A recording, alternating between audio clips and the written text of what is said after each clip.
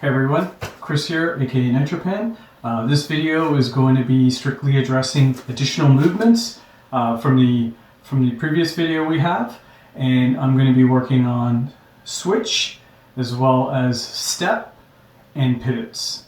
Okay, so let's just get into this. So currently I'm in my orthodox stance, and the reason why you want to execute a switch is you want to quickly move to your southpaw to be able to do something like, for instance, a kick or a knee or punch, and you get a better view.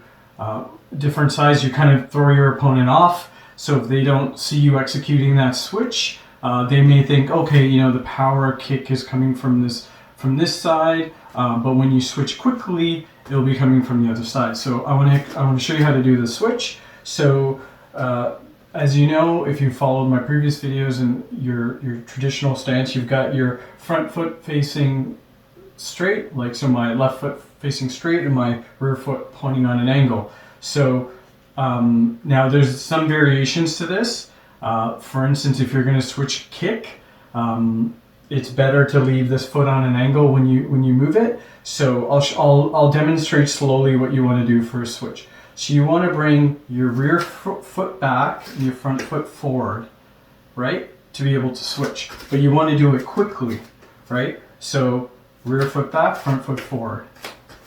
So if I speed that up, that's a little bit faster, right?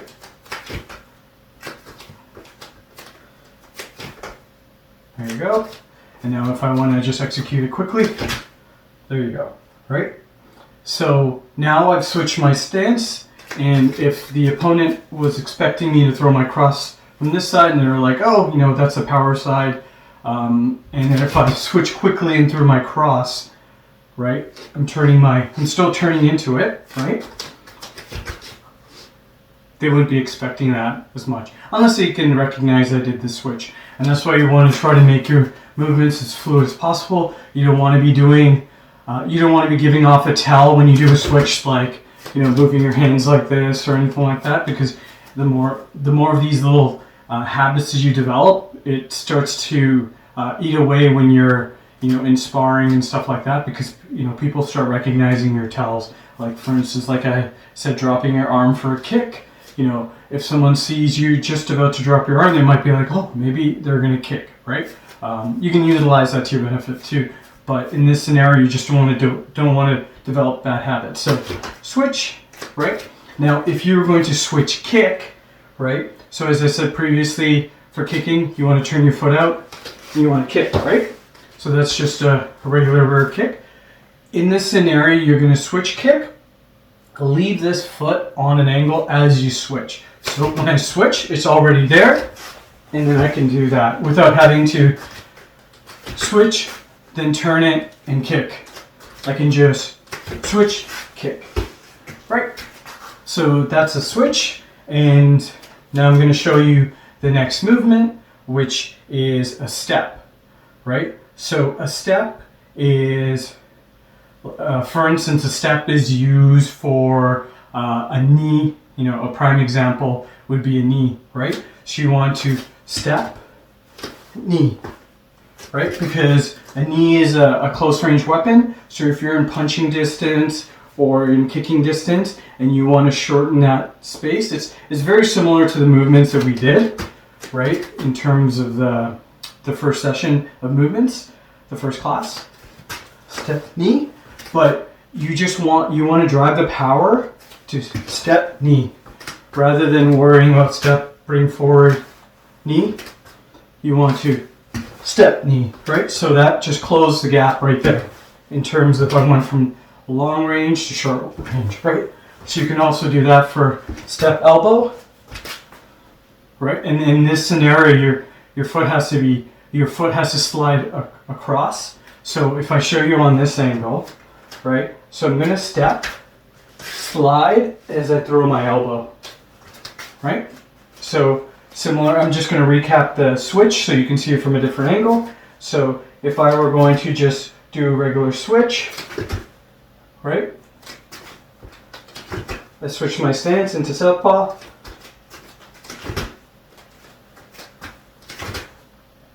trying to do it quickly and fluidly. Try not to drop your hands, giving off tells, right? Similar to that, right? For the step, knee, step, elbow, and you're gonna drag that back leg, right? So you're gonna step. You can hear the dragging sound on the mat. And then you're gonna throw your elbow, right? So we've got those two movements down. So we've got your step, elbow. You can even do a step punch, right? You can do a step knee. You can even do a step kick, right? So maybe your opponent was just a little bit too far back. So you're gonna step forward and you're gonna kick, right? So steps can be used to reduce distance, right? Switch can be used if you're in a closer proximity, but you just want to switch, your dominant side to your power side, right? And then the other movement that I wanted to talk to you about is pivots. So a pivot, I'll review everything on the southpaw side as well. So a pivot is you being able to be beside your opponent and being, instead of being directly in front of them, having some movement from not just a lateral side, but you're going to almost be to the side where they have to readjust for them to throw punches or anything like that, right? So a pivot, you can practice both. You're going to plant your front foot, and you're going to push off from your rear foot, and then you're going to turn a 90-degree angle, right? Leaving the weight in your front foot. So if your opponent was coming forward, they're coming forward, do this, and now they're there, and they're looking that way, and you're looking at them, right? So you can execute all your strikes. They will take a second to turn back towards you, and you could be able to get, a combo off or something, right? So similar, this is pivot out, and I'm going to show you pivot in. So pivot in, very similar. Sorry, that wasn't a pivot in. So pivot in, very similar. Plant that front foot. Plant that front foot. Okay, so now there is a little bit of an alteration to a pivot. If you want to have a little bit more clearance, depending on what you're going to execute after a pivot. So if your opponent's coming towards you and you want to clear because you want to kick, right? What you do is you take a step out first and then pivot. So it's almost like a little bit of a combination of a step and a pivot, but it's just to give you a little bit more clearance. So now when they're there, you'll be able to execute a kick rather than a knee, right? Because if you pivot, a pivot's a close movement. They'll be right there. You'll be able to knee, but if you take that little bit of a step and then pivot, you can kick them, right? So I'll show you that on this side as well. It's a little harder to go on the inside because you may feel like you're getting a little bit too tight, but you have to do it quickly, right? So as soon as you move that front foot, you pivot. So I'll show you from a different angle.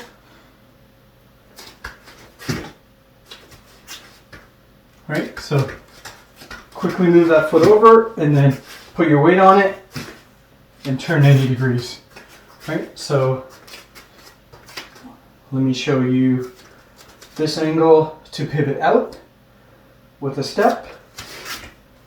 Right, so just pretend like you're putting your weight on that foot and then turn it.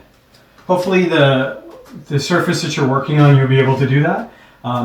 If you're wearing shoes, it might be a little bit more difficult if you're getting grip. But just remember the movement. If you have to take it a little bit slower, take it a little bit slower. Feel comfortable with these movements before you try to accelerate and try to. I say the term concrete it into your head. If you're doing the wrong movements, right, and you start to do it fast, then you're going to start to absorb those wrong movements rather than take it slow, learn them, right? Learn them, right? Okay, so now we'll do southpaw, right? So the first movement was a switch, right? So as I said, you're going to switch quickly to be able to throw, because your opponent thought you were strong on this side, kicks on this side. You can throw a front kick, but they're not as powerful. But if you switch, kick. Remember, if you switch and kick, leave that leg pointed out on that 45. So switch, kick, right? If you're not going to switch, if you're not going to kick, you can straighten it up and then make sure this foot's on that angle when you switch. You should be able to understand your stance, southpaw or orthodox. You should be able to get into it and feel comfortable in that stance, right? You should be able to do this. Maybe we'll do a drill of just switching, just so you feel comfortable with that. Now, the next thing you want to do is on the southpaw, we want to do the step. So we'll do a step, knee, right? So speed that up, step, knee.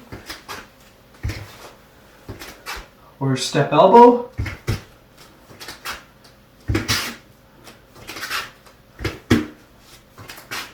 Right?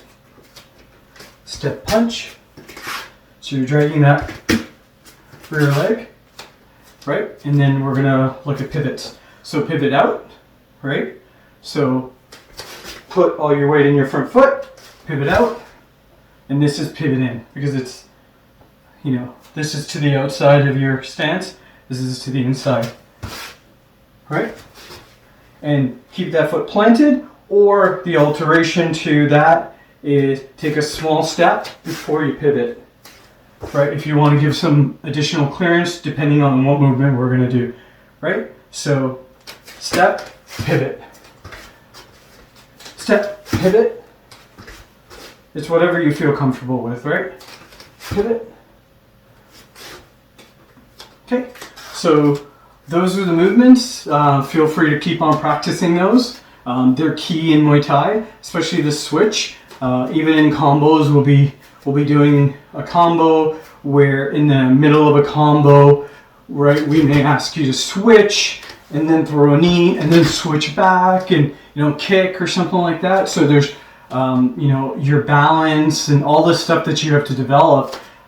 Just remember the basics, right? Your movement, your stance, and these are some new elements to movement, right? So make sure you practice and continue to practice even while you're doing the classes and stuff like that. Obviously, but like afterwards, just keep practicing until it feels comfortable for you, right? You should be able to, if someone says get in your stance, you should be able to step right into it without having to look down, without having to measure. You should know what feels comfortable for you, right? Obviously, if you're like this, and you were in a class, I would say, you look a little too wide, or if you were like this and I couldn't see even a hole between your legs looking straight at you, I would say maybe you're too narrow, right? So get into your stance properly and then know how to switch into your opposite stance too, right? Steps, right? You should feel comfortable with all these components, right? Pivots, right? Pivot in, pivot out, right? Those movements we're going to be working into our combos, because otherwise it would just get boring if we just stayed in one place and did everything, right? Because you wouldn't be staying in one spot if you were sparring or practicing or on a bag and stuff like that. You wouldn't just be sitting in front of a bag throwing punches, right? Okay, well, and that was our class. So have a great day, and I'll see you next time. Bye.